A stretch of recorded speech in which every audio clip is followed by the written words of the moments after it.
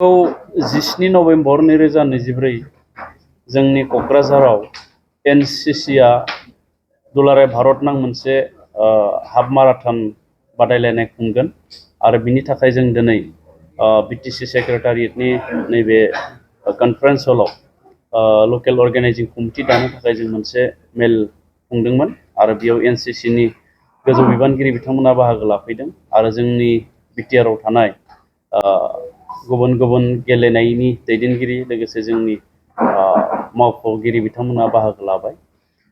फैगोन 17 नभेम्बराव बे जानो गोनां हाफ माराथनाव भारत नांनिफ्राय गोबां माराथन खारगिरि बिथांमोना बाहागो लागोन आरो बेनि थाखाय जों दायो बे माराथन खारनायाव जायफ्रा बादायलायगोन बिथांमोना रेजिस्ट्रेशन खालामनांगोन आरो बिनि थाखाय जों रेजिस्ट्रेशन खालामनायनि अनलाइन रेजिस्ट्रेशन बेखौ जोङो जागायबाय आरो बे माराथनाव जोङो जोंनि बिटिआर ओनसोलनिफ्राय बांसिन गेलेगिरिखौ जोङो हास्थायदों।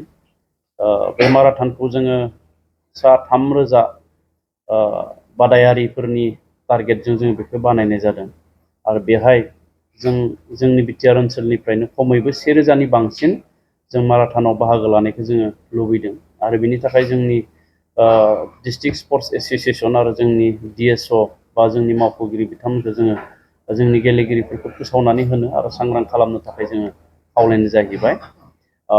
बे माराथनाव बाहागो लानो थाखाय 18 बोसोरनि बांसिन बैसोनि सुबुंफोरखौ जोङो खाबु होनाय जादों। दा बिनि अनगायैबो जोङो खम बैसोनिखौबो जोङो फान माराथन खारनाय हिसाबै जोङो हांख्रायनो नागिरदों।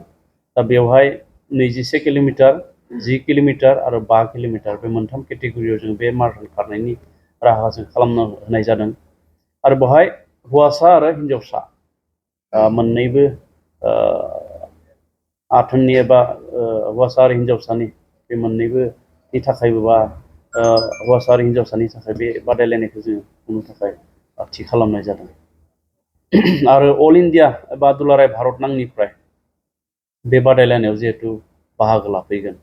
दा बे बादायलायनायखौ जों खुंनायनि गुबै जाहोनानो जाबाय जे जोंनि बिटिआर ओनसोलखौ जोङो दस्रानो एबा गुबुननो जोङो फोरमायनांगोन।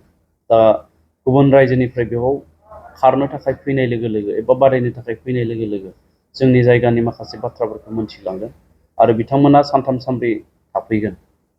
बे समाव बिथांमोना जोंनि जि दावबायारि थावनिफोर दङ हमनानै ला रायमना हाग्रामा बा गोदानै फोसावजानाय सिकनाझार हाग्रामा बा जोंहा थाखानाय मानास हाग्रामा चक्रशिला बा बिदिनो धिरबिल बायदिसिना जोंनि दावबायारि थिलिफ्राव बिथांमोना दावबायगोन। दा बेखायनो बै दावबायारि थिलिफ्राव जायफ्रा गला होदों बा सोरबा हमस्टे होदों बेफोर जाहाथे एक्टिभ जायो आरो जायफोरा प्राइभेट गारि भारा लायो बे प्राइभेट गारि भारा सालायो बे प्राइभेट गारि भारा सालायनायफ्राबो बै दिनाव एक्टिभ थायो। मानो होनना बुङोब्ला बैयाव बाहागो लानो फैनायफ्रा गारि नागिरगोन मोजां गारि हमनानै ला क'क्राझारनिफ्राय मानासाव थांनो बा क'क्राझारनिफ्राय चक्रशिलायाव थांनो बा क'क्राझारनिफ्राय जोंहा सरलपारायाव थांनो बेबायदि गारि भारा नागिरगोन। बे समाव जोंनि प्राइभेट गारि भारा सालायग्राफ्राबो जाहाथे एक्टिभ थायो बेखौ जोङो खावलायदों आरो जोबोद गोजोननाय मोनदों जोङो। मानो होननानै बुङोब्ला बिटिआरआव आवगायाव बेबायदि प्रग्रामफोरखौ जोङो मोजाङै खालामनो हायाखैमोन आरो दिनै जोंनि बिटिआरआव गोजोन फैनाय लोगो लोगो बेखौ लानाय लोगो लोगो जोंनि बिटिआरआव गोबां मोजां मोजां माने हादोरनाङारि आरो इन्टारनेसनेल लेभेलनि इभेन्टफ्रा जोंनियाव जानो हमदों। दा नाथाय गुबै खोथाया जाबाय मा जोंनि ओनसोलाव दासिमबो जोंहा मोजां हटेल थानायनि थाखाय बिदि जोंनियाव दासिमबो जों बानायनायखौ जोङो नुवाखै। आं बेखायनो जायफोरा मोजां फालांगि खालामगिरि जायफोरा जाफुंसार फालांगिरि बिथांमोना जाहाथे मोजां मोजां हटेल बानायना होयो आरो हटेल बानायोब्ला गुबुन गुबुन जायगानि मानसिफ्रा फैनानै थाफैनायाव उसुबिदा जानाय नङा। दा बेखायनो आं बेखौबो खावलायलांदों आरो बिनि गेजेरजों जोंहा रांखान्थि बिथिङा जोंनि ओनसोलनि दावबायथिलि एबा टुरिस्ट सेक्टरा जोंहा डेभेलप जागोन।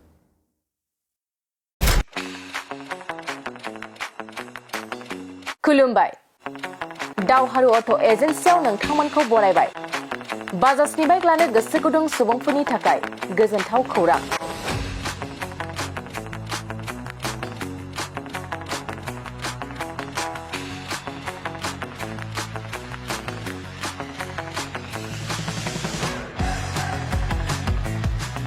क'क्राझार सहराव थानाय दावहारु अट' एजेन्सिया नोंथांमोननि थाखाय फैगौ अक्ट'बरनि 2 खालारनिफ्राय 7 खालारसिम फुजा धामाका अफार्स लोगोसे मेगालन काम एक्सचेन्ज मेला खुंफुंगोन।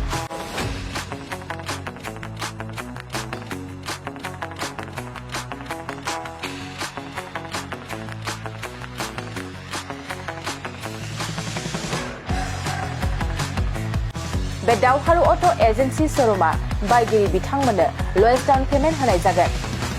नोंथांमोना दावहारु अट' एजेन्सि श'रुमाव होनो गोनां फुजा धामाका अफार्स आरो लोगोसे मेगालन काम एक्सचेन्ज मेलायाव फैनानै नोंथांनि लुबैनाय बाजाजनि बाइकखौ लांफैनो हागोन। बाजाजनि बाइक सालायनो मोजां मोनग्रा रायजो राजाफोरनो दावहारु अट' एजेन्सि श'रुमा गोबां मोजां अफारफोरबो लाबोदों। बेफोरनो जाबाय जेरै गंनै helmet free, 5 litre petrol free, free एसेर गिफ्ट आरो गासैबो मडेलनि बाइकखौ एक्सचेन्जनिबो खाबुआ थागोन।